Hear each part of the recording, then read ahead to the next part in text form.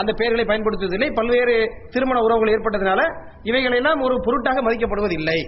இதை விளங்கிக்கிறோம். இப்ப நான் ஒரு சின்ன விளக்கத்தை சொல்ல கடமைப்பட்டிருக்கிறேன். அது என்னவென்று சொன்னால், இஸ்லாமிய மார்க்கத்தை பொறுத்த வரைக்கும் மார்க்கத்தின் அடிப்படை என்று சொல்லக்கூடிய வேதம் உங்கள் மத்தியில் எந்த பிரிவும் இல்லை என்று தெளிவாக சொல்கிறது. சூரா ஹுஜராத் என்று சொல்லக்கூடிய 49வது அத்தியாயத்தின் 13வது வசனத்திலே இதை முதலில் நான் சொல்லி காட்டினேன். இருந்தாலும் இந்த கேள்விக்கு பொருத்தம் என்ற அடிப்படையிலே மீண்டும் ஒருமுறை நினைவூட்ட ஆசைப்படுகின்றேன். இந்த வசனத்தை சொல்லி காட்டுகின்றார். யா அய்யுஹன்னாஸ் இன்னா ஹலக்னாக்கும் மின் தக்கரி வ உன்சா வஜஅல்னாக்கும் ஷூபன் வ கபாயில லிதஆரஃபு இன்ன அக்ரமக்கும் இன்தல்லாஹி யத்காக்கும். அந்த வசனத்தை அல்லாஹ் என்ன சொல்லி காட்டுகிறான் என்று சொன்னால், மனிதர்களே உங்கள் அனைவரையும் நாம் ஓராண் ஓர் பெண்ணிலிருந்து தான் படைத்தோம். இதை தான் அவரும் பேசினாங்க. ஆதம் ஹவ்வா என்று பல்வேறு விளக்கம் சொல்லப்பட்டது. அப்ப நீங்கள் எல்லாம் ஒரே குடும்பத்தை சார்ந்தவர்கள், உங்களுக்கு மத்தியில் ஏற்றத்தாழ்வு எதுவுமே கிடையாது, இறைவனுக்கு நெருக்கமானவர்கள், இறையச்சம் உடையவர்கள் தான் என்று திருக்குரான் சொல்வதை பார்க்கிறோம். அப்ப இஸ்லாத்துல அடிப்படையில் இந்த பிரிவு இல்லை என்று வேதம் தெளிவாக சொல்கிறது. ஆனா அதே சந்தர்ப்பத்தில் நம்ம மற்ற மார்க்கங்களை பார்க்கின்ற பொழுது, உதாரணமாக இந்து மதத்தை எடுத்துக்கொண்டீர்கள் என்று சொன்னால், இந்து மத வேதங்கள் அல்லது அதனுடைய புனித நூல்களாக கருதப்படக்கூடிய அவைகள் ஜாதி மத பிரிவு இருக்கிறது என்று சொல்லுகிறது. உதாரணமாக பகவத்கீதை எடுத்துக்கிட்டீங்கன்னு சொன்னா 4வது அத்தியாயம் 13வது வசனத்திலே சாதுர் வருண்ய மயா சிருஷ்டம் என்று கிருஷ்ண பரமாத்மா சொல்வதாக சொல்லப்படுகிறது. 4 வருணங்களையும் நானே உருவாக்கினேன், நானே உருவாக்கி இருந்தாலும் அதனுடைய ஏற்றத்தாழ்வுகளை என்னால் மாற்ற முடியாது என்று கிருஷ்ணர் சொல்வதாக சொல்லப்படுகிறது. அதே பகவத்கீதையில 18வது அத்தியாயத்தில் 40வது வசனத்திலிருந்து 48வது வரைக்கும் உள்ள வசனங்கள், மனுஸ்மிருதியில 1வது அத்தியாயத்தின் 88லிருந்து 91வது வரைக்கும் உள்ள வசனங்கள், ஒவ்வொரு ஜாதியும் ஒவ்வொரு தொழிலை செய்ய வேண்டும். உதாரணமாக தலையிலிருந்து பிறந்த, அதாவது மனுஸ்மிருதி 1வது அத்தியாயத்தின் 31வது வசனத்தில் யார் எப்படி பிறந்தார்கள் என்று சொல்லப்படுகிறது. தலையிலிருந்து பிறந்தவர்கள் பிராமணர்கள் என்றும், தோளிலிருந்து பிறந்தவர்கள் சத்திரியர்கள் என்றும், தொடையிலிருந்து பிறந்தவர்கள் வைஷ்ணவர்கள் என்றும், காலிலிருந்து பிறந்தவர்கள் சூத்திரர்கள் என்றும், பிரம்மாவினுடைய இந்த பகுதியிலிருந்து பிறந்தவர்கள் இப்படிப்பட்ட ஜாதியை சார்ந்தவர்கள் என்று அந்த வேதங்கள் சொல்வதை பார்க்கிறோம். அப்ப பிராமணர்கள் அறிவு சார்ந்த வேலை செய்ய வேண்டும், சத்திரியர்கள் ஆட்சி அதிகாரம் போரிடுதல் போன்ற வேலைகளை செய்ய வேண்டும், வைஷ்ணவர்கள் விவசாயம் வியாபாரம் போன்றவற்றை செய்ய வேண்டும். அதே போல தாழ்ந்த ஜாதியை சார்ந்தவர்கள் அனைத்து ஜாதிகளுக்கும் தொண்டூழியம் செய்ய வேண்டும் என்பதெல்லாம் மார்க்க கருத்தாக அந்த வேதங்கள் சொல்லுகிறது. ஆகவே தான் அவைகள் மாற்றப்பட முடியாமல் இன்று வரைக்கும் சமுதாயங்கள் அதனை சிக்கி தடுமாறிக் கொண்டிருக்கிறது என்பதை பார்க்கிறோம். இஸ்லாம் தெளிவா சொல்லுது, மக்களுக்கு மத்தியில் எந்த ஏற்றத்தாழ்வும் கிடையாது, அனைவரும் ஓராண் ஓர் பெண்ணிலிருந்து வந்த குடும்பத்தினர் தான் என்பதை மிக தெளிவாக சொல்வதை பார்க்கிறோம்.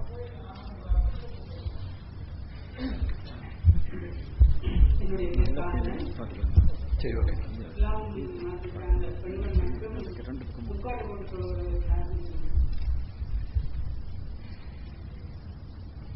பேர் சொல்லுங்க.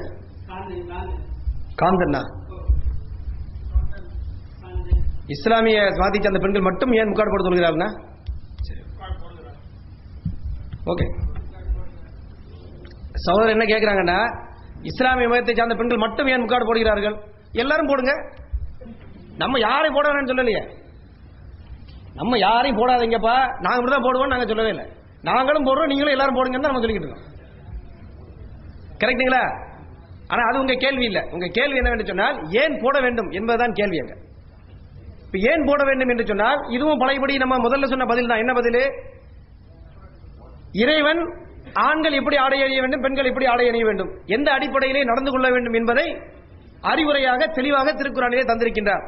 அந்த அடிப்படையிலே தான் பெண்கள் இந்த அளவுக்கு ஆடை அணிகிறார்கள் என்ற அந்த வழிமுறையை முஸ்லிம்கள் பின்பற்றி வருகிறார்கள். உதாரணமாக திருக்குறானில் ஒரு வசனத்திலே இறைவன் சொல்லி காட்டுகின்றான், இந்த பெண்கள் தங்கள் உடல் முழுக்க மறைத்துக் கொண்டிருக்கக்கூடிய ஆடையை அணிவதன் நோக்கம் என்ன என்பதை சொல்லுகின்ற பொழுது திருக்குறானில் இறைவன் சொல்லுகின்றான். சூரா அஹ்ஸாப் என்று சொல்லக்கூடிய 33வது அத்தியாயத்தின் 59வது வசனத்திலே, ذَلِكَ أَدْنَىٰ أَن يُعْرَفْنَ فَلَا يُؤْذَيْنَ, இப்படிப்பட்ட முறையிலே பெண்கள் தங்கள் உடல் முழுக்க மறைக்கக்கூடிய முறையிலே ஆடை அணிந்து கொண்டால் அது அவர்கள் கண்ணியமானவர்கள் என்று அறியப்படுவதற்கும் அவர்கள் நோவினை செய்யப்படாமல் இருப்பதற்கும்.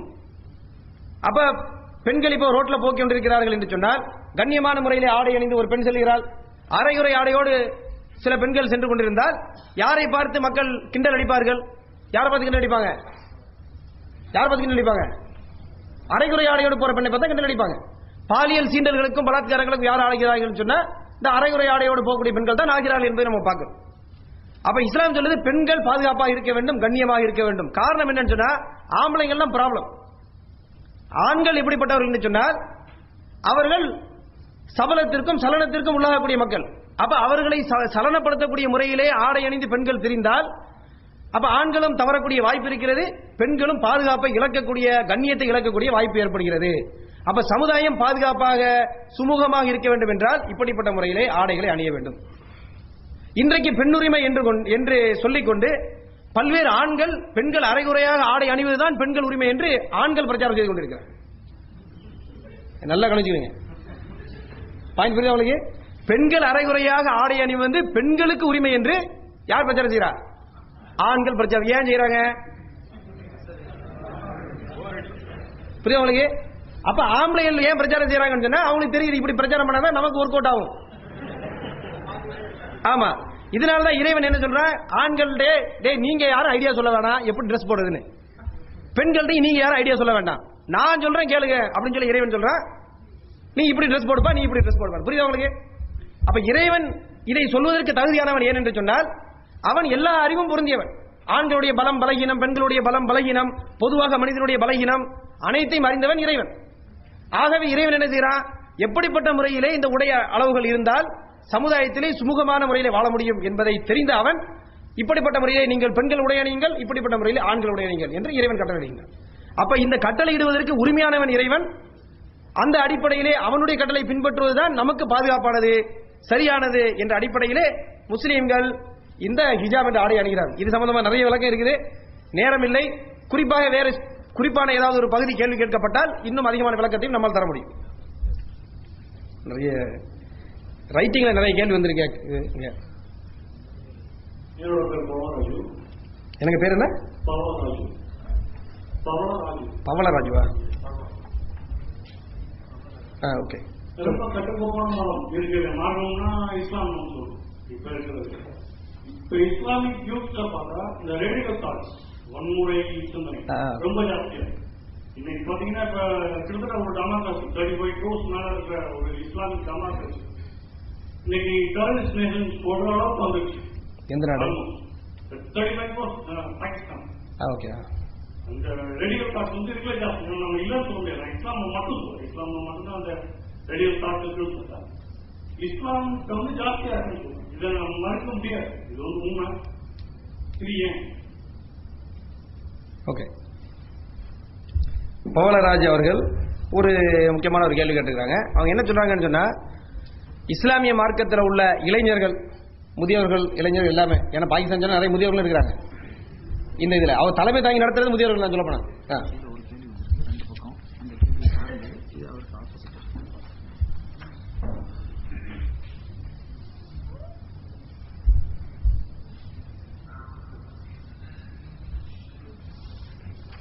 ஓகே.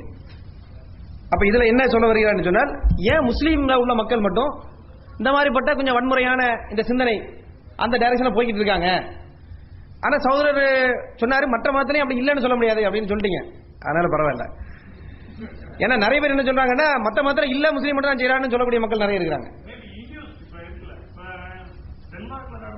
இல்ல நான் சொல்லிடுறேன் ஃபுல்லா சொல்லிடுறேன் சரிங்களா. மற்ற மக்கள் என்ன சொல்லுவாங்கன்னா முஸ்லீம்ல மட்டும் தான் இருக்கு, மற்ற மதத்துல இல்லன்னு சொல்லக்கூடிய அளவுக்கு பல சகோதரர்களுடைய கருத்து இருக்கிறது. ஆனா இந்த சகோதரர் சொல்லும்போது பெரும்பாலும் முஸ்லீம்ல இருக்கு, மற்றவங்கள்ட்ட கொஞ்சம் இருக்கு அப்படின்னு சொல்லி இருக்கிறாங்க. இது உண்மையா? இதான கேள்வி. முதல்ல வந்து இது உண்மையான்னு நம்ம தெரிஞ்சுக்கிறோம். தெரிஞ்ச பிறகுதான் ஏன் இந்த பிரச்சனைன்னு தெரியும். இப்போ ஒரு பிரச்சனை வந்துச்சுன்னா அதை எப்படி அணுகணும்னு சொன்னா, சொல்லப்பட்ட பிரச்சனையே சரியா தவறா, இந்த பிரச்சனை உண்மையில இருக்கா இல்லையான்னு ஃபர்ஸ்ட் விளங்கிக்கிறோம். விளங்கின பிறகு ஒருவேளை இந்த பிரச்சனை நீங்க சொன்ன மாதிரியே இல்லைன்னு வச்சுக்கணும் ஒரு பேச்சுக்கு, அப்ப அதுக்கு அடுத்து தீர்வு பார்க்க வேண்டிய தேவை. அப்ப சொன்ன மாதிரி உண்மையிலே அப்படி பிரச்சனை இருக்கா இல்லையான்னு ஃபர்ஸ்ட் பார்த்துரும்.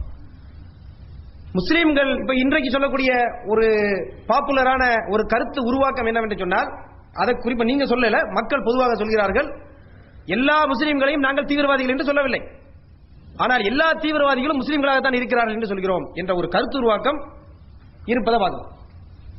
சரிதா? இது உண்மையா? சகோதரர் சொன்ன கருத்து பெரும்பாலும் அப்படின்னு மாத்திக்கலாம். அதை இது உண்மையா இல்லை என்று பார்க்கிறோம்.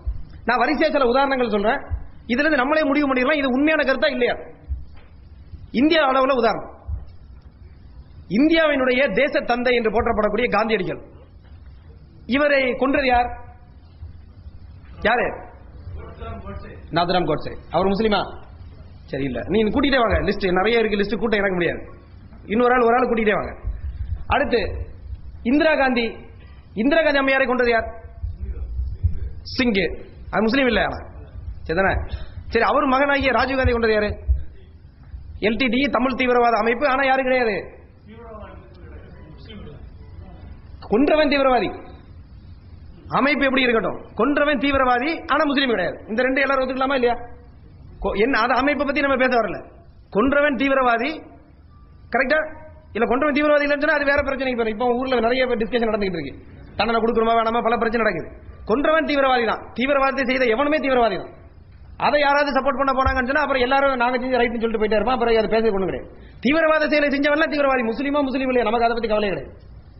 தீவிரவாத செயலை செய்திருக்கின்றான், ஆனால் முஸ்லீம் இல்லை. இந்த ரெண்டும் உண்மை. கரெக்டா? இது தலைவர்களை பொறுத்த வரைக்கும் உள்ள விஷயம்.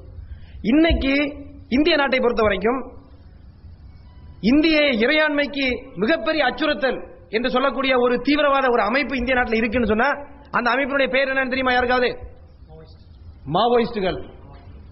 எந்த அளவுக்கு என்று சொன்னால் இந்தியன் சாவரன்டி, இந்திய இறையாண்மைக்கு பெரிய அச்சுறுத்தல். ஆயுதம் தாங்கிய படைகளை நடத்தக்கூடிய பெரிய கட்டுக்கோப்பான அமைப்பை நடத்தி கொண்டிருக்கிறார்கள். இந்தியாவின் பல பகுதிகள் அவங்க ஆட்சிக்குள்ள இருக்குது என்று சொல்லப்படுகிறது. சென்ற வருடம் ஏப்ரல் மாதம் ஏதோ ஒரு பகுதி குறிப்பிட்ட நாள் ஏப்ரல் மாதம் 2010 70க்கும் அதிகமான சென்ட்ரல் ரிசர்வே போலீஸ் போர்ஸ் சிஆர்பிஎஃப் ஜவான் எப்படி இருப்பான்? சும்மா லட்சியத்துக்கு சுத்தி இருப்பாங்க. நீங்க எப்படி இருப்பாங்க? எப்படி வச்சிருப்பாங்க? எல்லாம் ஆட்டோமேட்டிக் மிஷின் கன்லாம் வச்சுட்டு இருக்கக்கூடிய அந்த 76 ஜவான்களை அவன் வந்து சுட்டுட்டு போயிட்டான். அப்ப அவன் எவ்வளவு ட்ரெயின்டா இருப்பான்? இந்திய நாட்டுக்கு எதிரான புரட்சி மாவோயிஸ்டுகள். ஆனா இந்திய நாட்டில் உள்ள யாருக்கு என்ன தெரியல? மாவோயிஸ்ட் தீவிரவாதியும் தெரியல, முஸ்லீம்கள் தீவிரவாதி என்று தெளிவாக தெரிகிறது. இதை விளங்கி கொள்ள கடமைப்பட்டிருக்கிறோம். இது இந்திய நாட்டில் உள்ள இன்னும் நிறைய லிஸ்ட் இருக்குது. இது இந்திய நாட்டினுடைய நிலைமை. அடுத்து அகில உலக அளவில் போனோம்னு சொன்னா வரலாற்றுல கொஞ்சம் பின்னாடி போவோம். வரலாறுங்கிறது லாஸ்ட் 10 வருஷம் மட்டும் இல்லையே. வரலாறுங்கிறது நூற்றாண்டுகள் இருக்கின்றன, பல ஆண்டுகள் இருக்கின்றன. இப்ப நீங்க வரலாற்றுல பின்னாடி நீங்க போனீங்கன்னு சொன்னா உலகளாவிய அளவுல ஹிட்லர் உதாரணத்துக்கு 6 மில்லியன் யூதர்களை கொண்டான். கரெக்டா இல்லையா? ஹிட்லர் எந்த மதம்? கிறிஸ்தவ மதம். அவன் முஸ்லீம் கிடையாது. முசோலினி பல மில்லியன் மக்களை கொண்டான். அடுத்தபடியாக பாத்தீங்கன்னா இடதுசாரி தீவிரவாதம், மதமே இல்லைன்னு சொல்லக்கூடிய மக்கள், நாத்திகத்தை பேசக்கூடிய மக்கள் செய்த தீவிரவாதம். ஸ்டாலின் பல மில்லியன் மக்களை கொண்டான் அவனது இடதுசாரி கொள்கைக்காக. அடுத்து ஜெனரல் பால்பாட்னு ஒருத்தன், நீங்க கேள்விப்பட்டீங்களா தெரியல, கம்போடியா என்று சொல்லக்கூடிய நாட்டில் ஜெனரல் பால்பாட். அவன் எப்படி சொன்னா அந்த நாட்டில் உள்ள மக்கள் சதவீதத்தில் 4 ஒரு பங்கு 25% கொண்டுட்டான். ஒரு நாட்டில் 25% கொண்டு சாதனை விஷயமா? எதுக்காக? அவனது இடதுசாரி கொள்கைகளை நிலைநாட்டுவதற்காக. General Pol Pot the most evil person இந்த வேர்ல்ட் ஒரு புக் ஒன்று இருக்கு. படிச்சீங்கன்னு சொன்னா தீவிரவாதியுடைய பெரிய லிஸ்ட்டுக்கு அதுல முஸ்லீம் ரொம்ப கம்மி. ஒரே ஒரு முஸ்லீம் சுல்தான் மட்டும் தான் சொல்லப்பட்டிருக்கு. பாக்கி அவ்வளவே முஸ்லீம் இல்லாத மக்கள். அதை நீங்கள் தயவு செய்து படிச்சு பாருங்க. அடுத்தபடியாக நீங்க பாத்தீங்கன்னு சொன்னா 1994 ருவாண்டாவில் ஒரு பெரிய படுகொலை நடந்தது. அதை பற்றி கேள்விப்பட்டிருக்கிறீங்களா? நீங்க கேள்விப்பட்டிருக்கீங்களா? ருவாண்டா படுகொலை கேள்விப்பட்டீங்களா? ருவாண்டா என்று சொல்லக்கூடிய ஆப்பிரிக்க நாட்டில் மிகப்பெரிய படுகொலை நடந்தது. யார் கேள்விப்பட்டு எத்தனை பேர் கேள்விப்பட்டிருக்கீங்க? ருவாண்டாவிலே நடந்த படுகொலையை எத்தனை பேர் கேள்விப்பட்டிருக்கீங்க? நீங்க சொல்லுங்க. கிட்டத்தட்ட ஒரு 3 பேர் கை தூக்குனாங்க. ஒரு 4 பேர் கை தூக்கிருக்காங்க. நீங்க எல்லாம் போன ப்ரோக்ராம் அட்டன் பண்ணீங்களா? போன ப்ரோக்ராம் அட்டன் பண்ண ஆள் கை தூக்குறது கணக்கு கிடையாது. சரியா? அப்ப கை தூக்கி இருக்கீங்க. அப்ப ஏறக்குறைய என்ன விளங்குதுன்னு சொன்னா பெரும்பாலான மக்களுக்கு தெரியல. 1994 போன நூற்றாண்டா இல்ல. நம்ம சவுதிக்கு வந்த டைம்ல வந்து ஒரு 4 வருஷம் கழிஞ்சு. நம்மள எத்தனை பேர் வந்தாங்கன்னு தெரியல. நான் சவுதிக்கு வந்து 4 வருஷம் கழிஞ்சு. கரெக்டா? கால்குலேஷன் பண்ணிட்டாரு. சரியா? அப்ப ருவாண்டாவில் என்ன நடந்தது? ரொம்ப தீவிரமான விஷயம், முக்கியமான விஷயம், கவனமா கேளுங்க. ருவாண்டாவில் நடந்தது என்று சொன்னால் 100 நாட்களில், நல்ல ஞாபகத்தில் நம்பர் 100 நாட்களில் 8 லட்சம் பேரை கொன்றார்கள். 100 நாள்ல அங்க இருக்கக்கூடிய பெருவாரியான சமுதாயம் என்று சொல்லக்கூடிய ஹூட்டூஸ் என்று சொல்லக்கூடிய மக்கள், டுட்சிஸ் என்று சொல்லக்கூடிய மைனாரிட்டி சமுதாயத்தை 8 லட்சம் பேரை 100 நாட்களில் கொண்டார்கள். அப்ப ஒரு நாளைக்கு எத்தனை பேர் கொள்ளணும்? ஒரு நாளைக்கு 8000 பேர் கொள்ளணும். சும்மா அதாவது நம்ம எப்படி வெட்டவானே தெரியாது. யோசிச்சு பாருங்க, 8000 பேர் ஒரு நாளைக்கு எப்படி கொள்ள முடியும்? கஷ்டம். ஃப்ரீயா விட்டாலே 8000 பேர் கொண்டது கஷ்டம். அப்படி கொண்டிருக்கிறார்கள். நம்ம கண்காண நடந்த மிகப்பெரிய தீவிரவாத செயல். இன்னைக்கு நம்ம பப்ளிக்ல பாதி பேருக்கு தெரியல. முஸ்லீம் தீவிரவாதின்னு சொன்னா சின்ன குழந்தை வரைக்கும் கை தெரியுது. கரெக்ட், அவன் முஸ்லீம் தீவிரவாதி தான். அப்ப இதுல என்ன விளங்குதுன்னு சொன்னா தீவிரவாத செயல்பாடுகள் உலகத்தில் பல சமயத்தில் பல சந்தர்ப்பம் நடக்குது. பாகிஸ்தான், ஆப்கானிஸ்தான் வந்து அகில உலக பல்வேறு தீவிரவாத செயல்களால் பாதிக்கப்பட்ட நாடு. அதுல அரசு ரீதியான தீவிரவாதம் நடந்தது, மக்கள் ரீதியான தீவிரவாதம் இருக்குது, பலவையான குழப்பத்துக்குள்ள நாள். அது இஸ்லாத்தினாலதான் தீவிரவாதம் வந்து சொல்ல முடியாது. அது மட்டும் இல்லாம உலகளாவிய அளவில் உள்ள தீவிரவாதத்துடைய பர்சன்டேஜ் பாத்தீங்கன்னு சொன்னா மில்லியன் கணக்கில் கொல்லப்பட்டிருக்கிறது உலகத்துல பல இடத்துல பாத்தீங்கன்னா. இது கூட்டி கழிச்சு பார்த்தா எவ்வளவு வரும்? அதுல ஒத்து நோக்கக்கூடிய அளவுக்கு கூட நம்பர் வராது, நம்பர் படி பார்த்தா. கரெக்டா? அப்ப நம்ம என்ன கருத்து இங்க சொல்ல வருகிறோம் என்று சொன்னால், தீவிரவாத செயல்களில் முஸ்லிம்கள் தான் ஈடுபடுகிறார்கள், பெரும்பாலும் முஸ்லிம்கள் தான் ஈடுபடுகின்றார்கள் என்பது மீடியாக்களில் ஏற்படுத்தப்பட்ட கருத்து உருவாக்கம் தான் என்பதை நாம் தெளிவாக இங்கே பதிய ஆசைப்படுகிறோம். முஸ்லிம்கள் தீவிரவாத செயலை செய்யவில்லை என்று மறுப்பது நமது நோக்கம் கிடையாது. ஆனால் முஸ்லிம்கள் மட்டும்தான் தீவிரம் செய்கிறார்கள் என்ற கருத்து உருவாக்கத்தை நாம வன்மையாக மறுக்கிறோம். அதற்கு இந்த சென்ற நூற்றாண்டினுடைய உதாரணம். அதேபோல சகோதரர் ஒரு உதாரணத்தை சொன்னாங்க. இப்போ நார்வே என்று சொல்லக்கூடிய பீஸ் பிரைஸ், நோபல் பிரைஸ் எங்க கொடுக்குறாங்க? நார்வே. கரெக்டா? அங்கதான் என்ன செஞ்சா 70 பேரை கிறிஸ்டியன் டெரரிஸ்ட் கொண்டான்னு சொல்லி பேப்பர்ல எழுதுறாங்க. அதே போல இன்று பாத்தீங்கன்னு சொன்னா இந்திய நாட்டில் உபயோகப்படுத்தக்கூடிய பதங்கள் ஒரு புதிய பதம் சாஃப்ரான் டெரரிசம். இத்தனை நாளைக்கு உபயோகப்படுத்தவில்லை, இன்னைக்கு உபயோகப்படுத்துறாங்க. என்னது? சாஃப்ரான் டெரரிசம், காவி தீவிரவாதம் என்ற வார்த்தை இன்று பயன்படுத்தப்படுகிறது, கொஞ்சம் லேசான அளவில்.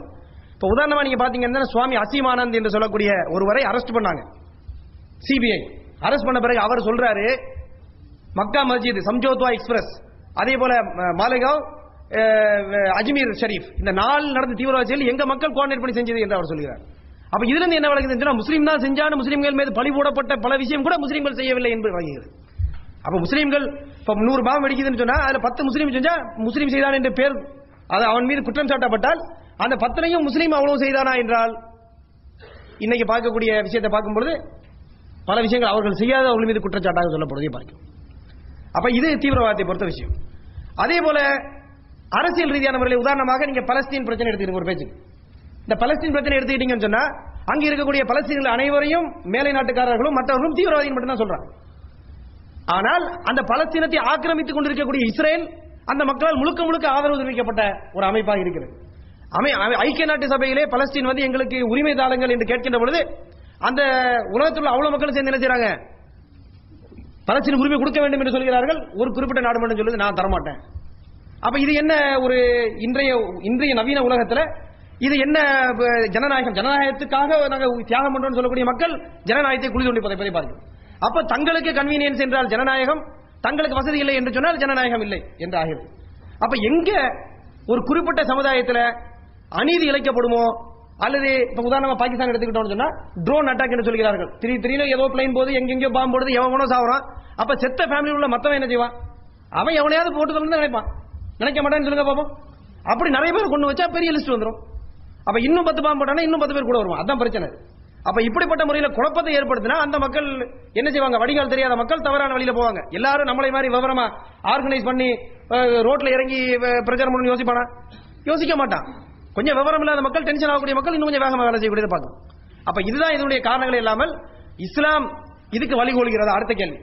ஒரு பாயிண்ட் இதெல்லாம் பார்த்தாச்சு. இப்ப பல பொதுவான விஷயங்களை பார்த்துட்டோம். நம்ம நினைக்கிற மாதிரி மட்டும் இல்லை, இதனுடைய பல பரிமாணங்களை நம்ம பேசியிருக்கிறோம். இஸ்லாம் இதுக்கு என்ன தீர்வு சொல்கிறது? இஸ்லாமிய மதம் இதை வலியுறுத்துகிறதா என்றால் இஸ்லாம் சொல்லுகிறது உலகத்தில் எல்லா மனிதனுடைய உயிரும் மிகவும் முக்கியமாக கண்ணியத்தோடு பாராட்டப்பட வேண்டியது, பாதுகாக்கப்பட வேண்டியது இஸ்லாம் சொல்கிறது. உதாரணமா திருக்குரான் 5வது அத்தியாயத்தில் 32வது வசனத்தில் இறைவன் சொல்லி காட்டுகின்றான், மன் கதல நஃப்ஸன் பி கைரி நஃப்ஸின் அவ் ஃபஸாதின் ஃபில் அர்லி ஃபக அன்னமா கதல நாஸ ஜமீஆ வமன் அஹ்யாஹா ஃபக அன்னமா அஹ்யன் நாஸ ஜமீஆ. அந்த வசனத்தை இறைவன் சொல்லி காட்டுகின்றான், எந்த ஒரு மனிதன் ஒரு மனிதனை கொலை செய்கிறானோ, அதாவது அவனுக்கு தண்டனை கொடுப்பதற்காக, அதாவது அரசு ரீதியான தண்டனையோ அல்லது அவன் அந்த நாட்டில் குழப்பத்தை ஏற்படுத்த என்பதற்காக அரசு ரீதியாக கோர்ட்டு கேஸ் எல்லாம் நடத்தி தண்டனை கொடுக்குறாங்கல்ல, அப்படி இல்லாமல் ஒரு மனிதன் ஒரு மனிதனை சும்மா கொலை செஞ்சிட்டான்னு சொன்னா அது மனித சமுதாயத்தையே கொலை செய்ததற்கு சமம் என்று இருக்கணும் சொல்லி உலகத்தில் எந்த கொள்கையாதை சொல்லியிருக்கா? ஒரு உயிர் ஈக்குவல் டு மனித சமுதாயத்தினுடைய உயிர் முழுக்க சமம். ஆனா இன்னைக்கு எப்படி இருக்குது? ஒரு மேலை நாட்டை சார்ந்த உயிர் கீழே நாட்டினுடைய 10,000 உயிர்களுக்கு சமம் இல்லை என்ற அடிப்படையில் சொல்ல மாட்டார்கள், நடந்து கொண்டிருக்கிறார்கள். இஸ்லாம் சொல்லுகிறது எந்த உயிரா இருந்தாலும் மனித சமுதாயத்தினுடைய மொத்த உயிர்களுக்கும் சமம் என்று இஸ்லாம் சொல்லுகிறது. அப்ப இஸ்லாத்தின் நிலைமையை பார்க்கணும். அதே போல ஒரு உயிரை காப்பாற்றினால் உலகத்துள்ள எல்லா உயிரையும் காப்பாற்றிதான் அதுக்கு சமம். அப்ப அவ்வளவு வெயிட் கொடுக்குது உயிருக்கு. இப்ப இதை மீறி ஒரு முஸ்லீமை சார்ந்த ஒருவன் தவறான முறையில் செயல்பட்டால் அவன் இஸ்லாத்துக்கு எகேன்ஸ்டா செயல்பட்டால் சொல்லணுமே இல்லாம இஸ்லாம் இப்படி வழிகாட்டுதலை தரவில்லை. இஸ்லாம் எப்படி வழிகாட்டுகிறது என்று சொன்னால் இதுஃபா பில்லதி ஹிய அஹ்சன், நீங்கள் நல்ல அடிப்படையில் என்ன செய்யுங்க, ஏதாவது விஷயங்கள் நடந்துச்சுன்னு சொன்னா, தவறு நடந்தால் நல்ல விஷயத்தை கொண்டு அதை எதிர்கொள்ளுங்கள். இதல்லதி பைனக பைனஹு அதாவத்துன் கஅன்னஹு வலியுன் ஹமீம். அப்படி நீங்கள் நடந்தால் உங்களுக்கும் உங்களுக்கு எதிராக பகைமையோடு இருந்தானே அவனுக்கும் மத்தியிலே ஒரு நல்ல சிநேகிதம் ஏற்படும், நல்ல உற்ற நண்பனாக அவன் மாறக்கூடும் என்று சொல்கிறது. அப்ப எதிரியா இருந்தாலும் நல்ல விஷயங்களை கொண்டு எதிர்கொள்வதன் மூலமாக நீங்கள் நெருக்கமான முறையிலே உற்ற உறவோடு மாறலாம் என்பதை நாம் விளங்கிக் கொள்கின்றோம். இது ஒரு பெரிய சப்ஜெக்ட், பல விஷயங்களை பேச வேண்டியிருக்குது. அதுல பல்வேறு அரசியல் ரீதியான அதாவது சமூக ரீதியான பல கருத்துக்கள் இருக்கின்றன. இப்ப குஜராத் சம்பவம் இருக்கு, பல சம்பவம் இருக்குது. இப்ப இதையெல்லாம் பேசுவதற்குரிய நேரம் இல்லை. நியாயமான அளவுக்கு அந்த நமது கருத்தை தெளிவுபடுத்தக்கூடிய பல விளக்கங்களை நாம் தந்திருக்கின்றோம் என்ற அளவோடு இதனுடைய பதிலை நான் முடித்துக் கொள்ள ஆசைப்படுகின்றேன்.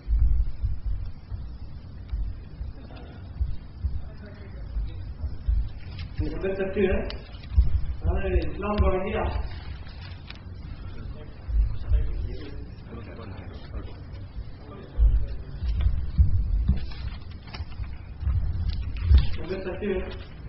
இஸ்லாம் தொடங்கி 1400 வருஷம் ஆச்சு. அதுக்கு முன்னாடி எந்த மதத்தை தழுவுனாங்க? ஒரு செகண்ட் திரும்ப சொல்லுங்க. இஸ்லாம் தொடங்கி 1400 வருஷம் ஆச்சு. நபிகள் நாயகம் மூலமா எல்லாருக்கும் தெரிய வந்தது. அதுக்கு முன்னாடி எந்த மதத்தை தழுவுனாங்க? நபிகள் நாயகத்தோட தாய் தந்தை எந்த மதத்தை சாப்பிட்டாங்க? ஏன் அதுக்கு முன்னாடி கடவுள் தூதுவரை தேர்ந்தெடுக்கல? நபிகள் நாயகத்தை எவ்வளவு? சகோதரர் சக்திவேல் ஒரு அருமையான ஒரு கேள்வி கேட்டிருக்கிறாங்க. அந்த கேள்வி என்னவென்று சொன்னால், இதுவரைக்கும் கடவுள் மனுஷனை படைச்சு ஃப்ரீயா விட்டுட்டாரு. முகமது நபி வந்த உடனே மட்டும் எந்த வழிகாட்டுதலை தந்தார்? அதுக்கு முன்னாடி தரலையா வழிகாட்டுதல்? மக்கள் அதுக்கு முன்னாடி என்ன மதத்தை பின்பற்றி இருந்தாங்க? முகமதுடைய பெற்றோர் என்ன மதத்தை இருந்தார்கள் என்றெல்லாம் கேள்வி கேட்டிருக்கிறாங்க. இதுக்கு என்ன காரணம் சொன்னா, நம்ம அறிஞர் பேசுகின்ற பொழுது அவர்கள் நொடிகளும் அவர்களை நோகடித்து விட்டன சொன்னாரு. கவிதை நயத்தோடு பல கருத்தை சொன்னாங்க. இந்த கருத்தை சொல்ல நேரம் கிடைக்கல அவருக்கு. அதுதான் விஷயம். இந்த கருத்தை அவர் சொல்லியிருக்க வேண்டியது. அதனால நீங்க கேள்வியை கேட்டுட்டீங்க. அந்த அடிப்படையில் அதனுடைய சின்ன விளக்கத்தை நாம் இந்த சந்தர்ப்பத்திலே தந்து விடுகின்றோம். மனிதனை படைத்த இறைவன் இந்த மனிதனை உலகுக்கு அனுப்பியவுடன் முதல் மனிதன் ஆதி மனிதன் ஆதாம் என்ற ஆதாம் பேரை நிறைய தடவை பேசணும். அந்த மனிதன் வந்ததிலிருந்தே மக்களுக்கு வழிகாட்டக்கூடிய பொறுப்பை எனது பொறுப்பு என்று இறைவன் ஏற்றுக்கொண்டார். திருக்குறான்ல ஒரு வசனத்துல 2வது அத்தியாயத்தின் 38வது வசனத்தில் இறைவன் சொல்லி காட்டுகின்றான்,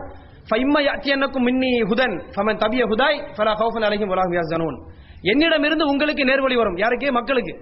அப்படி வருகின்ற பொழுது அந்த நேர்வழி யார் பின்பற்றுகிறார்களோ அவர்களுக்கு எந்த கவலையும் இல்லை, அவர்கள் அச்சப்பட வேண்டிய அவசியம் இல்லை என்று திருக்குறான் சொல்கிறது.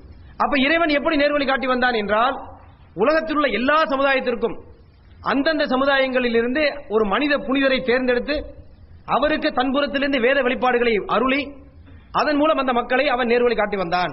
இது மனிதன் முதலாக மனிதன் பூமியில் அடியெடுத்து வைத்த காலத்தில் இருந்து இன்று வரைக்கும் இது நடந்து கொண்டிருக்கிறது. அந்த மனித புனிதர்கள் இறைவேதம் கொடுக்கப்பட்டவர்கள் இறை தூதர்கள் என்று அழைக்கப்படுவார்கள்.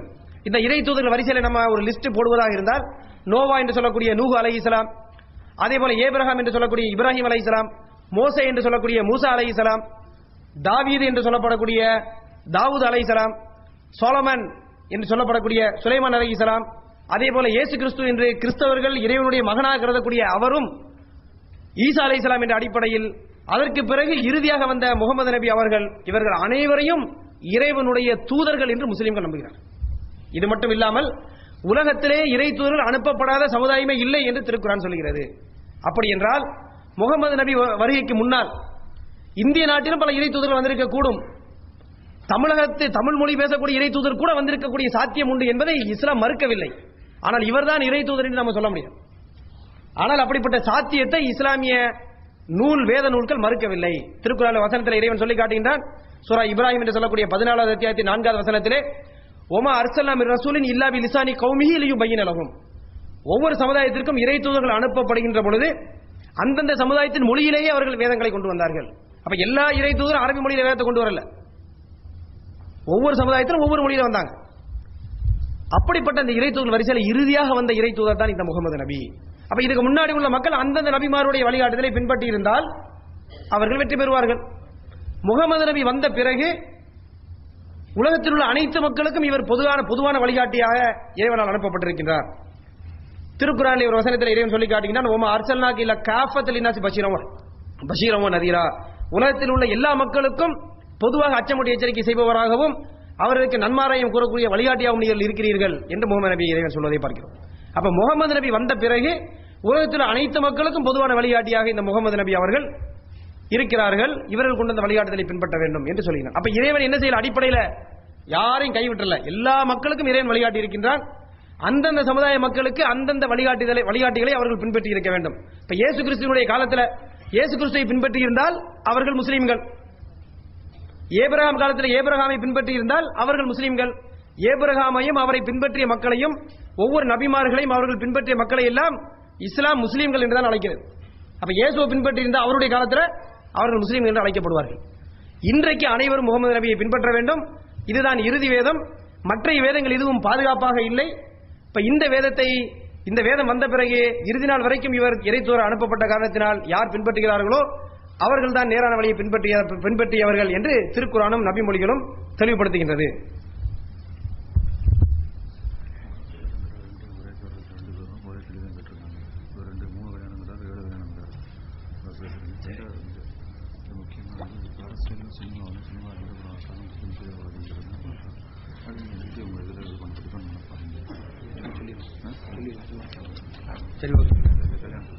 ஓகே, இங்க ஒரு முக்கியமான பிரச்சனை ஒன்று இருக்கு, இதை முடிச்சுக்கிறோம். அந்த பிரச்சனை என்னவென்று சொன்னால் இது திருமணம் சம்பந்தப்பட்ட பிரச்சனை. சரியா? ஒரு சகோதரர் சொல்றாரு, என்னுடைய பெயர் பாஸ்கர், அல் மௌலாம் கம்பெனி அப்கே கேம்ப். முஸ்லிம்கள் 2-3 பெண்களை திருமணம் செய்ய தடை இல்லையே, ஏன்? அடுத்து இன்னொருத்தர் பாஸ்கரன். இப்ப பாஸ்கர் வரவங்களுக்கு எல்லாம் திருமணம் சம்பந்தமான சந்தேகம் இருக்கு இன்னைக்கு. இன்னொரு சகோதரர் கேட்கிறாங்க, இஸ்லாம் மதத்தோர் எதற்காக 7 திருமணங்களை முடிக்கிறார்கள் அப்படின்னு கேட்டுக்காரு. அதான் 7 புதுசா இருக்கு. அப்ப 2 + 7 சேர்த்து ஆவரேஜ் வச்சா 4 வந்துடும்.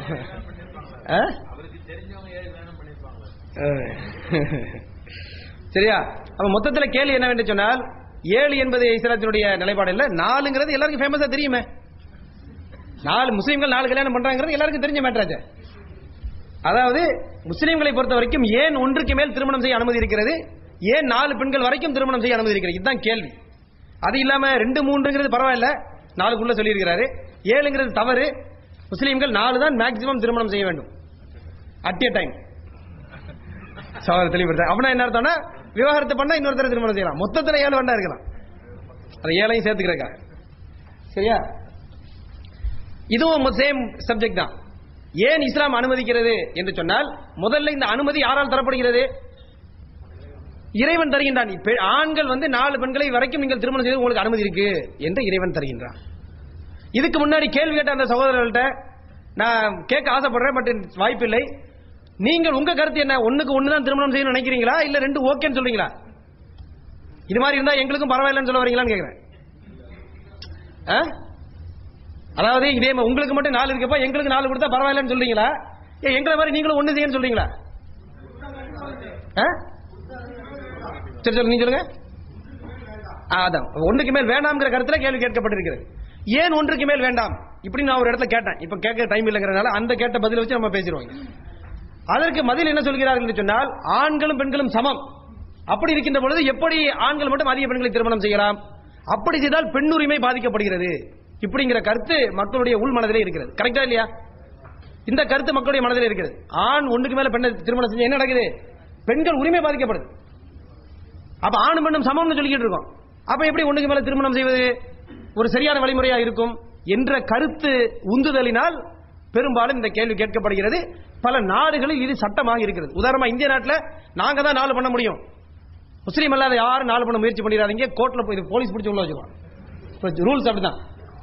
அபிஷியலா மேரேஜ் பண்ணீங்கன்னா உங்களுக்கு ப்ராப்ளம் தான். ஆனா முஸ்லீம்களுக்கு மட்டும் என்ன இருக்குது? அனுமதி இருக்குது. ஆனா முஸ்லீம் யாரும் பண்றது இல்ல, நிறைய பேர் பண்றது இல்ல. ஏன்னா 1 பண்ணிய பிரச்சனைனால 2 பண்ணா பெரிய டேஞ்சர்னு சொல்லி பண்ண மாட்டாங்க. உண்மையில இந்த விஷயத்தை பேசும்போது ஒரு விஷயம் ஞாபகம் வந்து, ஒரு விஷயத்தை ஒருத்தர் சொல்றாரு, இந்த உலகத்துல யாரு 2 கல்யாணம் பண்ணானோ அவனுக்கு மறுமையில கட்டாயம் சொர்க்கம் தான் அப்படின்றாரு.